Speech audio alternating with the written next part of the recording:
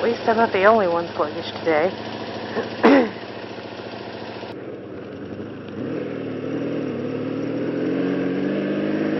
Good morning, YouTube people. It is still morning, right?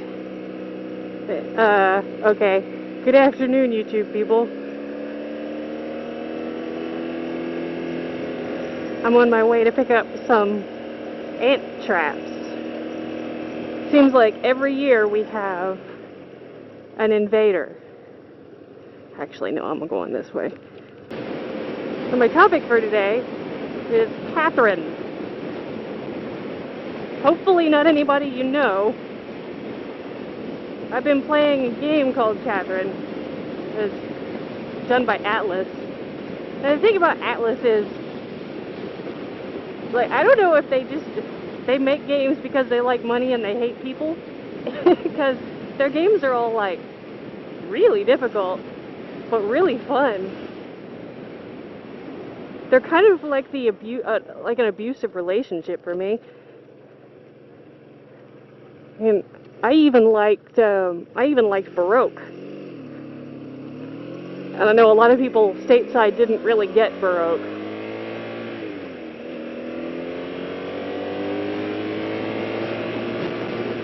Yeah, abusive relationship though. They're like they'll do stuff like Demon Souls, which also is a really good one. And then you play it and you're going, oh my god, game, I hate you so much. I hate Atlas. I hate the world. But I'm not going to let this game beat me, and I'm going to keep playing this until I beat it. And then you finish it and you're like, that was alright. That wasn't too bad. Whoa. They do stuff like Demon Souls. But I was going to say Disgaea, but that's NIS. They're another company like that. Although I like the printies. Anyway. So, Atlas will put out something like Baroque or Demon Souls. And then just when you're starting to think, I'm not buying any more Atlas games, they put out something like 3D Dot Game Heroes. Their mechanics are always interesting. Their games are generally difficult. But yeah, they put out something like 3D Dot Game Heroes, which is kind of like, you know, battering your wife and then giving her flowers later and saying you'll never do it again. And then she's like, oh, okay. I just know that you got a little angry there. It's okay. And then Catherine. Catherine is one of those easy in principle games, but difficult to master. If I had one word of advice for anybody who plays Catherine, it's don't panic.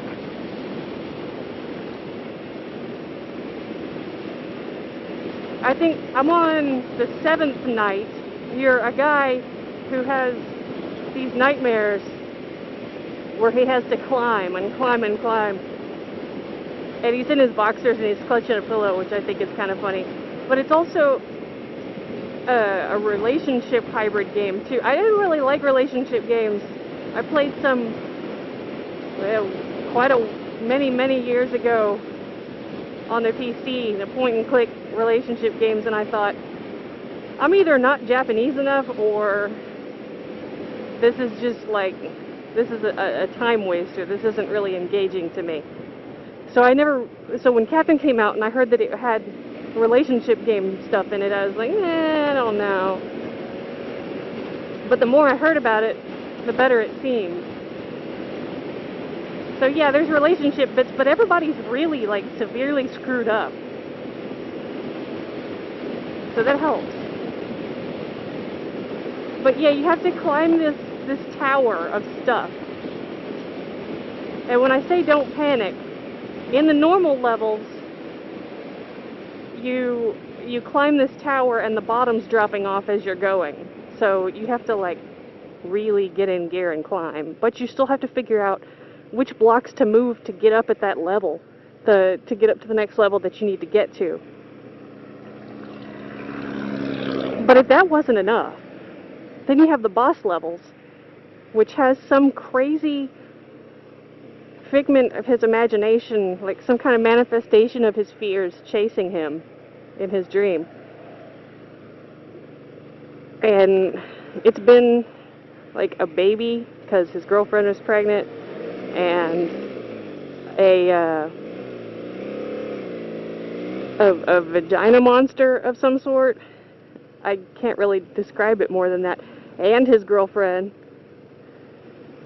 chasing him up the hill, or up the tower. And I mean, you get panicky enough in the normal game. You're like, oh god, oh god, oh god, oh god, oh god, because the ground is falling out from under you, and if you fall in this game, then it's game over. I mean, there's no like, oh well, I wake back up and then, you know, do it again another night. You die if you fall and die in your dream, then you fall and die in your sleep in real life. So you got that stressor going for you. You're going, oh man, oh man, oh man, oh man, the bottom's falling out. And then the boss level happens and you're like, oh my god, oh my god, oh my god, oh my god. And you start panicking, you start screwing up, and there's fairly simple maneuvers and techniques that you can do to get past it. But it's not as easy as all that. Like, there was this one level at the ice level where the blocks are slippery. Oh yeah, there's like trap blocks that shoot spikes at you, and ice blocks that make you slide off the edge, and bomb blocks that blow up stuff, all the blocks around them, and make them unstable.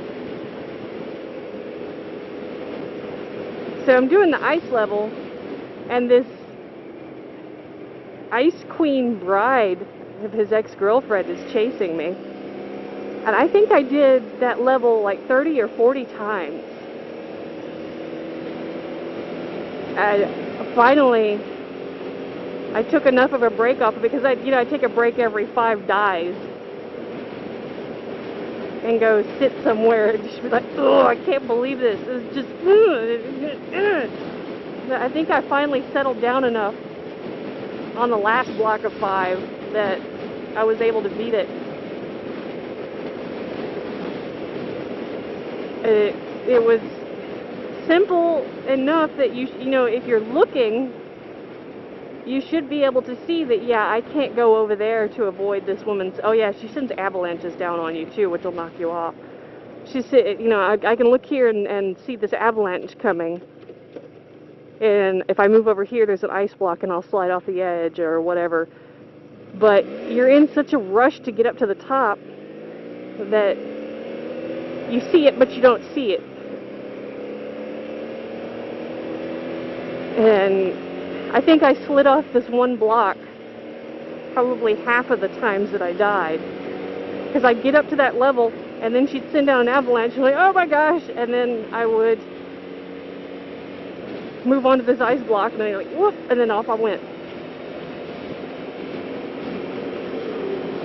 There's nothing quite like an Atlas game to make you so mad. So I guess I should put out the word, like, what kind of games do you guys play? What kind of interesting games do other motorcyclists play? Besides Tourist Trophy, because everybody plays Tourist Trophy.